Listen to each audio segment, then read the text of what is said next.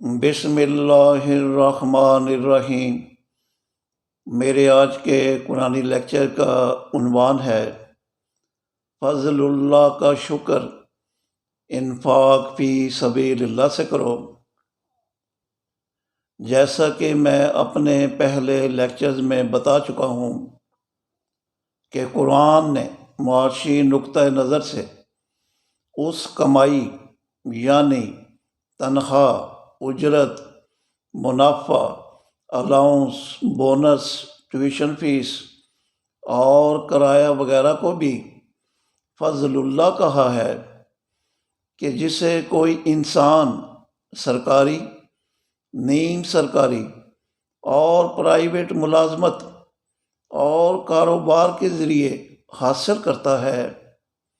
چنانچہ فضل اللہ کے اس معنی کی تصریح کرتے ہوئے خود قرآن مجید نے فرمایا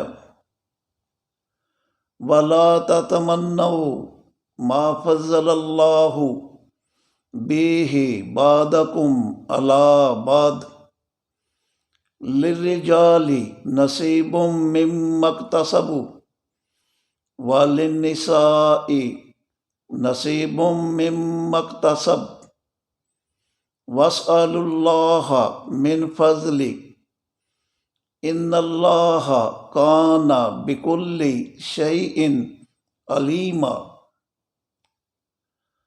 سورہ النساء آیت 32۔ مت تمنا کرو اس فضل یعنی روزی کی جس میں اللہ نے تم میں سے بعض کو بعض پر فضیلت دی ہے۔ جو مرد کمائیں وہ ان کا نصیب اور جو عورتیں کمائیں وہ ان کا نصیب، اور اللہ سے اس کے فضل یعنی روزی میں سے مانگتے رہو، بے شک اللہ کو ہر چیز کا علم ہے۔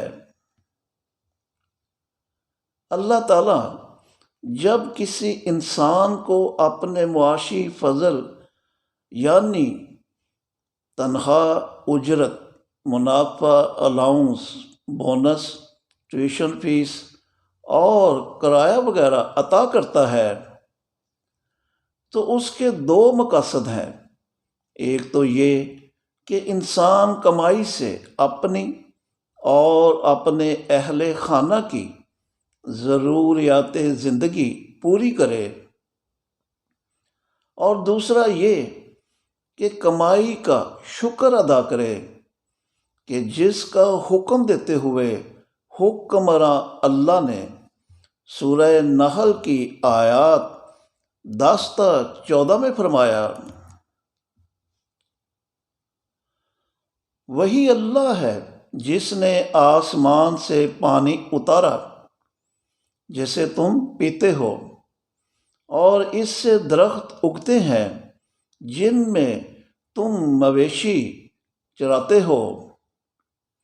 اس پانی سے تمہارے لیے کھیتی، زیتون، کھجور، انگور اور سارے ثمرات اگائے۔ بے شک اس میں تفکر یعنی ریسرچ کرنے والی قوم کے لیے آیت ہے۔ اور اس نے تمہارے لیے رات، دن، سورج اور چاند کو مسخر کر دیا، اور ستارے بھی اس کے حکم سے مسخر ہیں۔ بے شک اس میں عقل سے کام لینے والی قوم کے لیے آیت ہے۔ اور اسی نے زمین میں تمہارے لیے رنگ برنگی چیزیں اگائیں۔ بے شک اس میں ذکر یعنی صلاۃ قائم کرنے والی قوم کے لیے آیت ہے۔ اور وہی ہے جس نے سمندر کو تمہارے لیے مسخر کر دیا تاکہ تم اس میں سے تازہ گوشت کھاؤ، اور اس میں سے پہننے کے لیے زیور نکالو۔ تم دیکھتے ہو کہ کس طرح بادبانی جہاز سمندر میں پانی کو پھاڑتے ہوئے چلے جاتے ہیں۔ یہ سب اس لیے کہ تم اللہ کے فضل یعنی روزی سے پاؤ اور پھر اس کا شکر ادا کرو۔ آیت ہے لی تبتغوا من فضلہ وَلَعَلَّکُمْ تشکرون۔ اللہ تعالیٰ نے جب کماؤ انسان کو اپنے عطا کردہ فضل یعنی تنخواہ، اجرت، منافع، الاؤنس، بونس، ٹیوشن فیس اور کرایہ وغیرہ کا شکر ادا کرنے کا کہا تو وہاں اسے خود ہی بتا دیا کہ اس کے دیے ہوئے فضل کا شکر انفاق فی سبیل اللہ سے کرو۔ اور یہ حکمراں اللہ نے سورہ حدید کی آیات 7 تا 10 میں یوں دیا، اللہ پر اور اس کے رسول صلی اللہ علیہ وسلم پر ایمان لاؤ اور اس میں سے انفاق کرو جس میں اس نے تمہیں خلیفہ بنایا۔ تو جو تم میں سے ایمان لائے اور انہوں نے انفاق کیا تو ان کے لیے بڑا اجر ہے۔ تو اب کیا وجہ ہے کہ تم اللہ پر ایمان نہ لاؤ حالانکہ رسول تمہیں بلا رہا ہے کہ اپنے رب پر ایمان لاؤ، اور بے شک وہ تم سے اس کا میثاق یعنی معاہدہ ملازمت کر چکا ہے، اگر تم مومن یعنی صلاۃ بمانی پیشہ ورانہ ڈیوٹی سے کمائی کر کے انفاق فی سبیل اللہ کرنے والے ہو۔